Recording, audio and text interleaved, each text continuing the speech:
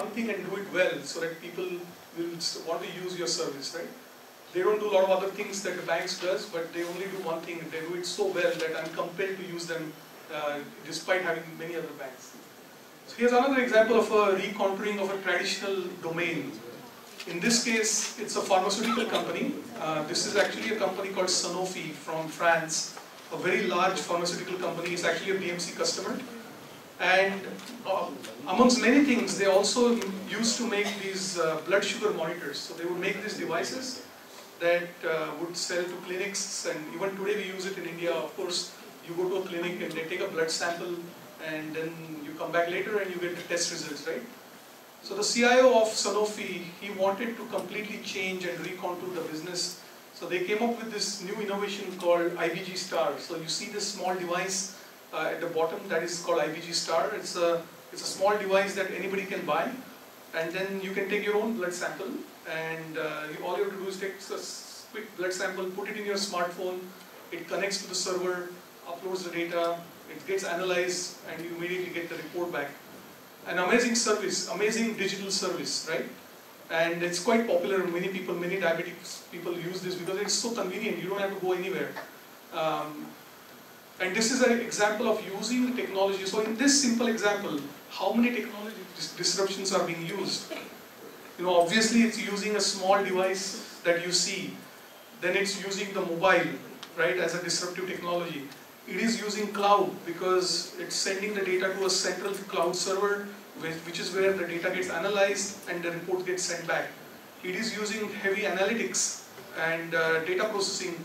So it's using that disruptive technology, and it is social because you can actually make it so that you can share this data, so that data can automatically reach to your network, so that people immediately get notified if you have a high blood sugar levels, etc. And or your physician can also get notified. So in one single invention, it is using social, mobile, cloud, analytics, all coming together to get you this digital service. This is what I was trying to stress, that it is not these individual disruptions in silos, but when they come together, that's when you can really start to do some amazing things.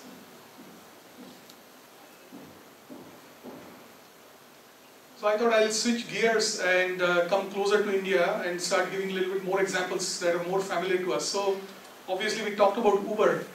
And just like TransferWise, which was peer-to-peer banking, this is peer-to-peer transportation. All they have done is created a technology, massive technology stacks that simply brings demand and supply together. And they have done it in such a nice way. How many of you have used Uber? What a really pleasant experience it is, right? I mean, you never expect at the end of your taxi ride, the taxi driver says, "How was your taxi ride, sir?" And were you satisfied? And you said yes, and you don't have to pay anything because you pay everything on credit card. You just walk out and walk away. All because he is incentivized by the rating that you give him. And an amazing recontouring of the traditional way of using taxis. I mean, I will never use an auto rickshaw if I have Uber. First of all, it's cheaper than auto, and secondly, the experience trumps anything I have to do. So, in a single technology stack that they have built, they are really reshaping the industry, and it's really relevant for India because it is creating huge number of jobs.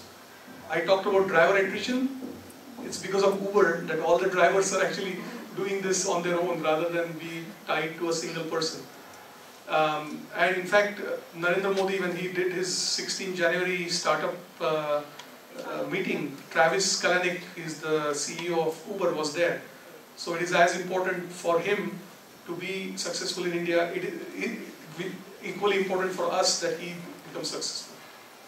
Now yes, there are issues that every time we use Uber, some portion of it goes to Uber, which is not an Indian company, and all of those things. But who cares? We get a service that we want, and they enabled it. So again, there are clones that are coming up like Ola and others, and everybody benefits from it.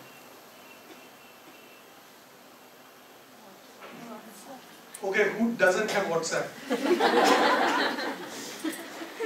So the amazing thing about WhatsApp and how, the way it is disrupting our lives. The other day, my 8-year-old came to me and she said, "Can I borrow your phone?" Luckily, she doesn't have her own phone yet. So I said, why do you want my phone? She said, no, I want to call my classmate because she missed school, so she wants to take down the homework. I said, wow, this is a very legitimate reason. So I gave her a phone. So she went to her room, made a call, and within 20 seconds she was like, here's your phone. Like, in 20 seconds you took down your entire homework? She said, no, I just called her and asked her to WhatsApp me the homework. So this is an amazing, amazing realization that the 8-year-old can now thinks that way. And then I had other thing, which was my 70-year-old mom. She said, I want to buy a smartphone. And I'm like, really? All these years, you never wanted to buy a smartphone. You're happy with your Nokia, and what happened? She said, no, all my friends are using this thing called WhatsApp. And so I need to get on WhatsApp.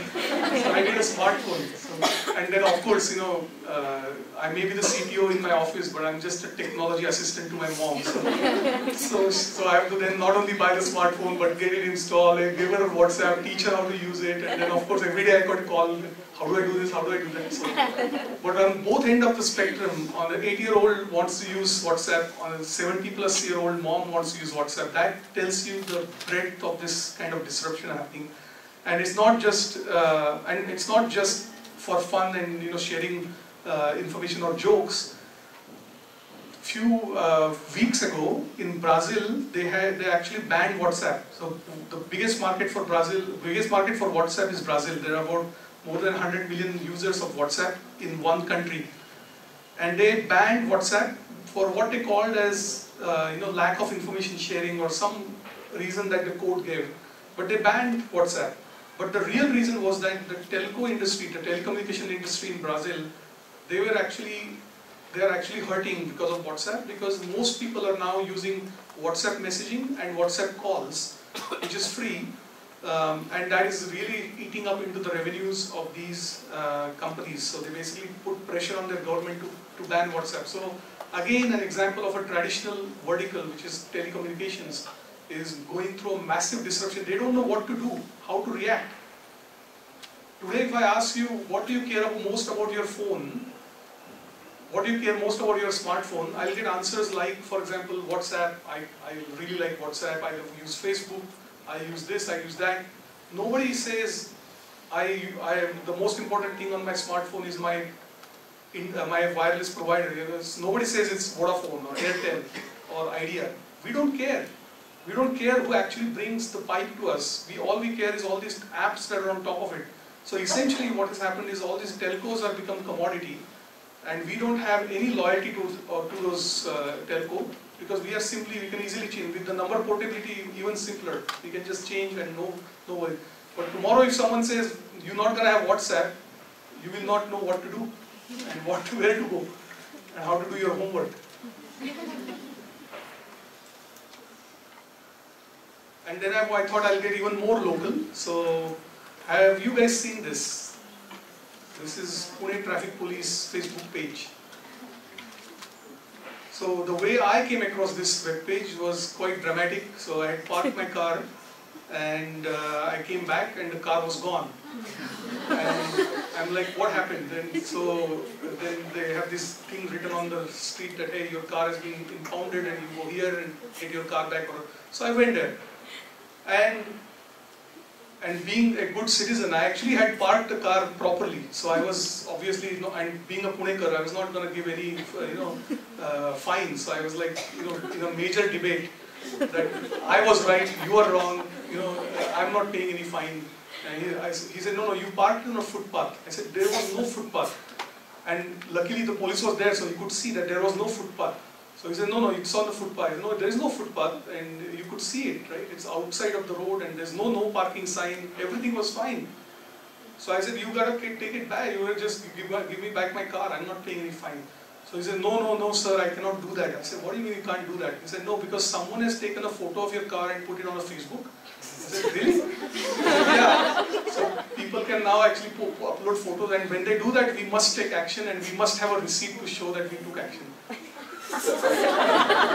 At that point, I was so happy that this technology was being used that I was happy to give him the fine. And I was like, oh, really, where is your page? So I spent more time looking at their page in there. I almost forgot about the fine that I had paid. But the interesting thing about this is that Pune Traffic Police has no infrastructure. They are completely leveraging an infrastructure which might be sitting in some corner of the world, even United States. Who knows where Facebook servers are, or they aren't? Who cares? And then they are able to create. You can see that there are about 85,000 people who have liked this page. And I also like the page because I'm also now walking around with my smartphone trying to figure out where can I take a photo and upload. So one of the things that we do in our world, right? We always follow law, always follow the traffic rules when we know that there is a traffic police. But now with 86,000 people liking this page, you know, there's always this fear that even though there's no police around, someone is going to take a photo and put it on the Facebook page, and then there will be action. So suddenly, you know, they talk about recontouring of government services. This is an example where they took something that was free for them, it's still free for them, using a Facebook, and they created this massive platform for people, like-minded people, to come together and actually help them extend their reach. It's absolutely phenomenal that how it works. So I thought I would share that with you and also warn you that not to break any rules, even though there is no police around.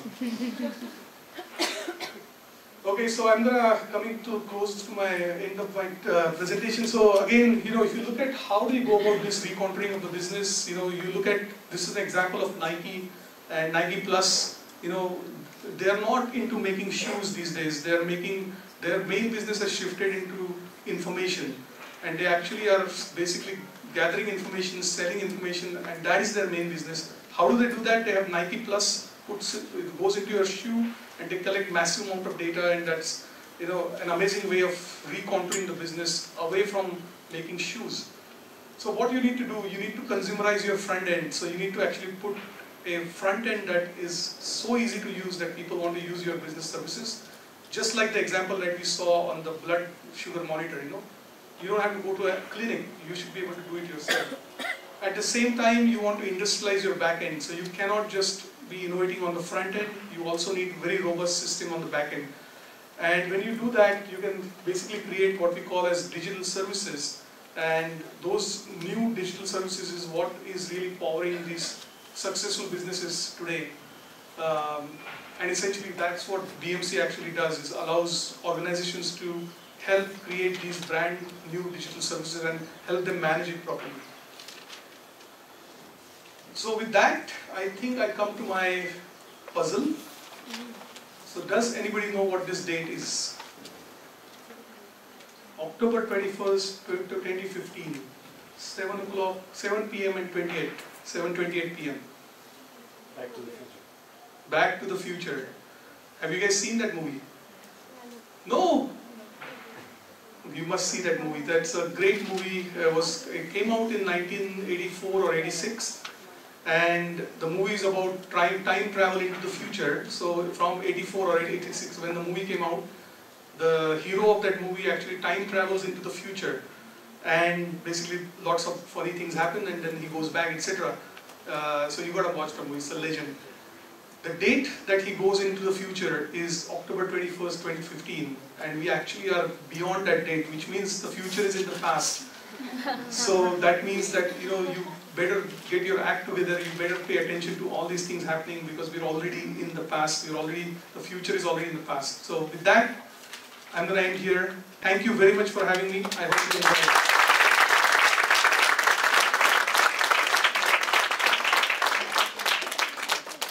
I cannot deduct anything, and it's a great way, because all the ambiguity is gone, and I can sleep peacefully because I know I'm not evading any taxes.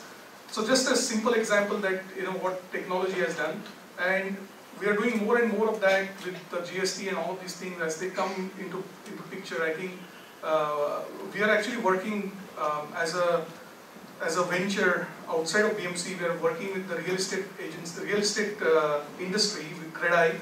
And we are trying to figure out how we can remove the manual process of approvals, so that, because today what happens is you submit your plan and then someone has to actually go through the plan and figure out what are the discrepancies, is it according to the rules, and then that person has to sign off on that.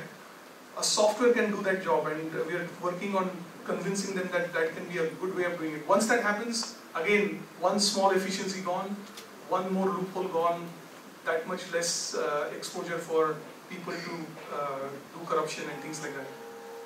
Even things like traffic police, you go to other states and they already have it such that the challan gets created on your BlackBerry, the police has a BlackBerry and they basically just create it, and it's just amazing because once that happens there is no room for evading it. And slowly and surely, when we are bringing this technology, bad politicians will automatically get eliminated because they will have no incentives left. So that is what my hope is. May I? I'm Rotarian Pankaj Mehrotra, sir. We run a beautiful organization in this very college institute. There's a Rotaract club. Okay. And as a Rotarian, I'm very proud to be associated with this institute. Your lecture was not a lecture, it was an education even for people like us. Because when I wanted to take a printout of my air ticket to Delhi, my son told me, "Dad, grow up." But on the obverse side, my grandchild said, "Wow, Granddad, you have a blog spot." So this is how the whole world is changing. And you have brought out very correctly that behavioral disruption is what we have to now look very, very carefully at. Of course, mobiles are damn good. They are going to be the future. But I don't want to get into mobile. I also want to get into hills, into my seas, into my picnic spots, into my football fields, into my military, into my air force, into my army. And those places are having enough scope for IT, for disruptive businesses, for disruptive ways to usefully use. And it's not a question, I'm sorry, but it is definitely a statement that driverless cars came out from fly-by-wire aircraft. I was in the Air Force. And now we are going to use, we are using for bomb disposal, driverless robots. Yes. And we have to be very careful when we get into these kind of technologies. Our thinking processes must rapidly change. And especially this is for people who are white in their beard right now to understand this very clearly. Thank you for your time, sir, and for your effort.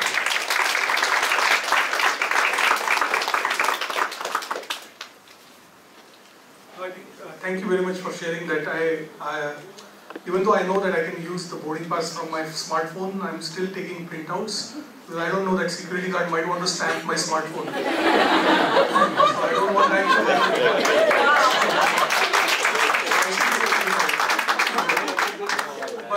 But what you said is very right. One piece of advice that I would leave you with is that don't stop to think. Because while all of these technology things are rapidly happening around us, the only way to stay ahead of it is to actually do some thinking of your own and find how these things are shaping and recontouring everything, whether it's your lives or businesses. And only when you continue to think, you can actually do something very meaningful. Gone are the days where you can actually learn something in institutions and then keep on applying it and succeed. You're gonna have to keep thinking and keep being creative. Today nobody gives any importance whether you can recite or remember something because there's always Google. But what that does is that you must actually think on your own, and that sometimes is unfortunately becoming a rare scenario. So please continue to think. All the questions are coming from the front rows. What is happening? It's a wonderful presentation. I have only one question on cyber laws. How can you control that? Suppose I create some data. It is taken by someone, I'm scared. How do you control that? I'm Dr. Kulkul. Nice. I'm almost tempted to say another great question. So I think cyber security, cyber laws, invasion of privacy, you know, moral things around technology, all of those things are very, you know, deep subjects by themselves, and it will probably take, you know, equal amount of time to go into any one of those things. But yeah, it's a big, again, like I said, you have to continue to think as to what is happening around you and how is it impacting. So cybersecurity is another example where you need to be very aware how you're, you know, don't just blindly post things to your Facebook just because your friend has done it. Go read what it is. You know, don't think. People have stopped thinking. यहाँ से कुछ आ गया वहाँ forward कर दिया. That is not the behavior we want. Think before you do act. You think before you act. So these are the things we'll. Of course, that cybersecurity is, you know, is a deep subject by itself. So. But Nadia wanted to speak. No, Sir, can I ask you to play a game? that